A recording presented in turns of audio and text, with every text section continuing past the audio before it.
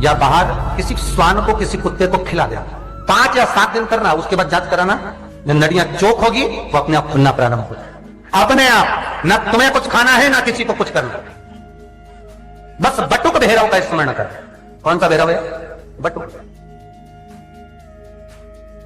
मेरा निवेदन रहे महाराज, जिन बच्चों के नयन कमजोर हों और जो शिवरात्रि तक भी शहद का इंतजाम ना करते हों, बच्चों के नयन कमजोर हो गए हों, चश्मा चढ़ रहा हो, चश्मा लग रहा हो, उन बच्चों के लिए भी भैरव मंदिर में तेल का दिया लगाकर, उसकी काजल बनाकर, काल भैरव का स्मरण कर कर, उसमें घी मिलाकर, भैरव बाबा के नयन बिंदु को लगाकर वही काजल बच्चों की आंख में लगाना प्रारंभ कर दीजिए।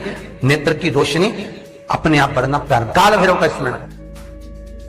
महाराज, जो बीमारी व्यक्ति को छूट ही नहीं रही हो, मतलब छूटने का नाम ही नहीं ले रही है, 15 दिन इसको सर्दी होती है गुरुजी, फिर बाद में सर्दी हो जाती है, कहीं निमोनिया हो जाता है, कहीं सर्दी हो जाती है, कहीं श्वास चलने लगती है, कहीं दमा चलने लगता है, थोड़ी दूर जाते हैं हाफड़ी भराने लगती है, 4 कदम चले हाथ भराने लगती है। उस व्यक्ति के लिए मात्र बटुक भैरव के मंदिर में 7 कटोरी में या दिए में तिल्ली का तेल भरकर रखकर आ जाएं। एक दिए का तेल एक कटोरी में डालकर लेकर आ जाओ और उसको वक्ष स्थल पर लगाना चालू कर दीजिए। फिर आप 2 किलोमीटर भी चलेंगे तो हाफड़ी नहीं भरा सकता, श्वास नहीं फूल सकती। पर बटुक भैरव का स्मरण केवल अष्टमी को होता है, और वो भी शुक्ल पक्ष की अष्टमी, थोड़ी सी भी शुक्ल पक्ष की अष्टमी को आप कर सकते। बटुक भैरव तो कहते काल भैरव से भी प्रकट प्रबलता जिसमें आ सकती है वो बटुक भैरव। किसी व्यक्ति से काम निकालना है, वो नहीं कर रहा, बहुत हाथ पैर जोड़ लिए तुम्हें, और बहुत अकड़ेला व्यक्ति है, वो सुनने को ही तैयार नहीं है, साहब किसी की नहीं माने, किसी के बाप की नहीं माने, तो वो बटुक भैरव की माने। जो किसी की नहीं माने वो बटुक भैरव। काली तिल्ली को पीस कर उसमें थोड़ी सी सफेद तिल्ली का तेल डालकर महाराज उसका लेपन बटुक भैरव के सामने मंदिर में कर दिया जाए, और एक सरसों के तेल का दिया उस व्यक्ति के नाम का लगा कर जाओ जिससे काम निकालना है, वो कर नहीं रहा। बस उसके 8 दिन में तुम्हें फिर जाकर आप मिल लीजिए, उसका स्वभाव देखना कितना नम्र हो जाए। आपको कुछ नहीं करना, केवल नम्रता का भाव, बहुत सुंदर व्यवहार। अकड़ गई उसकी। बटुक भैरव में वो प्रबलता हो, बटुक भैरव में वो सुख होता है जो शिव का एक रूप है। भगवान कह रहे मैं महेश था, उमा के लिए तुझे प्रकट किया, तो उसके दरवाजे पर रहने लगे। पर तेरा विग्रह अंतर तुझमें और मुझ में यह था कि मेरा स्वरूप बड़ा था और तेरा स्वरूप छोटा था। बाकी की सुंदरता तुझ में उतनी ही थी जितना मैं था। और शिव कितने सुंदर है साहब। आज भी अगर लोग भजन गाते हैं तो कहते हैं सत्यम शिवम सुंदरम। तो कोई भजन में ऐसे ही नहीं लिख देता कि सत्यम शिवम सुंदरम, कोई ने भजन में ऐसे ही नहीं लिख दिया मीठे रस से भरोड़ी राधा, अरे बोलो तो रानी लागे, तो कोई ऐसे ही लिख देगा क्या कि मीठे रस से भरी राधा रानी लागे सत्यम शिवम सुंदरम। अरे भाई, भजन में भी सार्थत्व होता है। अगर राधा जी के लिए भजन गाया कि मीठे रस से भरोड़ी राधा रानी लागे, तो मतलब उसके पीछे प्रसंग है। और कौन सा प्रसंग है कि वो एक बार रुक्मणी जी ने भगवान कृष्ण से कहा कि मैं सर्वाधिक सुंदर, सतभामा कहती मैं सुंदर, और कृष्ण के मुख से निकल गया तुम काहे की सुंदर, सुंदर तो राधा है, तुम तो उसके पांव की धूल नहीं लगो।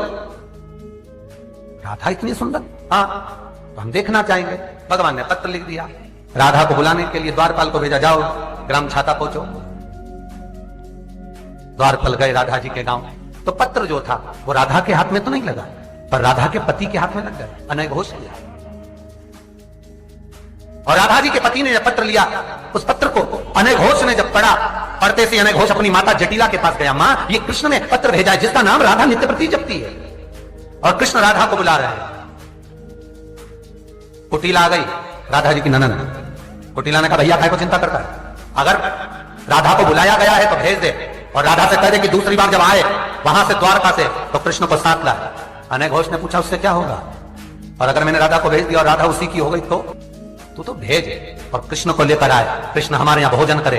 जब तक राधा आएगी हजारों सांप बिच्छुओं को मरवाकर उसका विष निकलवाएंगे, कृष्ण के भोजन में मिलाएंगे, कृष्ण खाएगा मर जाएगा। जो मर जाता है उसको कौन याद करता, राधा तेरी हो जाएगी। भेजो राधा, भेज। बड़ी सुंदर थी राधा, बड़ी सुंदर। जैसे मध्य रात्रि में राधा द्वारका पहुंची, चारों तरफ प्रकाश हो गया, चारों तरफ